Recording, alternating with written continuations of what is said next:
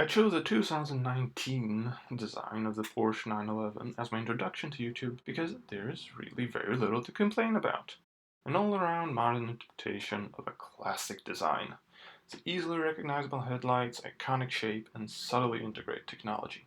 How could this not be perfection? Well, let me tell ya.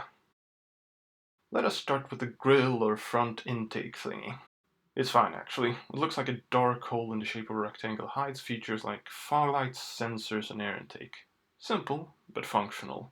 It's really always nice to see engineers and designers not being completely estranged. Nice teamwork, guys. I'm actually only bringing the grill up for future reference. But what is completely beyond me are these rear view mirrors. They look tacked on and interrupt the complete flow of the design.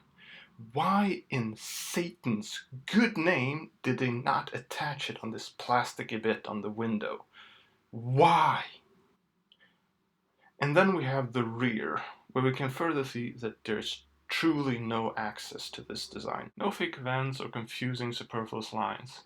The air intake for the engine is integrated in the rear window, and the rear brake light integrated in the intake, perpendicular to the rear light bar, making the rear brake lights a bold animation that the driver can control with the brake pedal. It looks incredibly dramatic.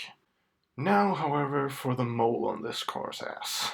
The overly distinctive piece of garbage plastic. If you meet this car in person, depending on the color of the car, this feature will slap you in the face. Oh, you're the new Porsche 911. Yes, charming indeed. Oh my god, what is that plastic slap?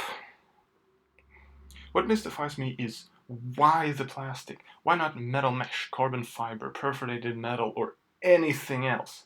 Anything! Just imagine the sales pitch for this. Here is the finest culmination of what German engineering and design has to offer. Now, would you like some cheap plastic with that? Yes, please, on the ass. Fuck off, Porsche. That said, even though it is plastic, it's an incredibly clever feature. For one, it ties together the front and the rear through the front grille. It breaks up the large surface of the rear and as a consequence makes the rear look smaller. It hides air vents and accentuates the dual exhaust with a chrome black contrast. Well, let's just move on to the side and oh Jesus Christ, this thing is long! That's what she said. Wherever you're going, this thing looks like it's already halfway there. The 911 used to look small, nimble, and seemed like so much fun to drive. Now we have the two-door sedan version of the original. Actually, let me just show you what I mean. Now I skipped over to a program for sketching. I start by copying the wheels because I will be distorting the shape of the car. Now I compress it lengthwise, just a bit, reattach the wheels to about where they belong. We'll do some fine tuning later. Then the overhang looks a bit too big for me, so I compress that as well.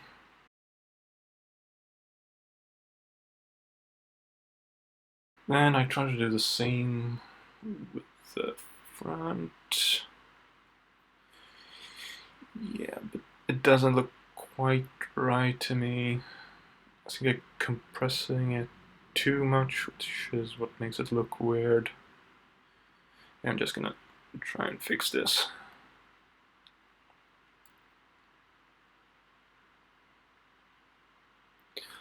There you go.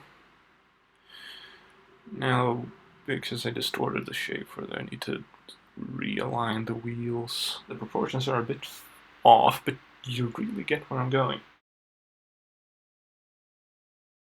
And you can see before and after.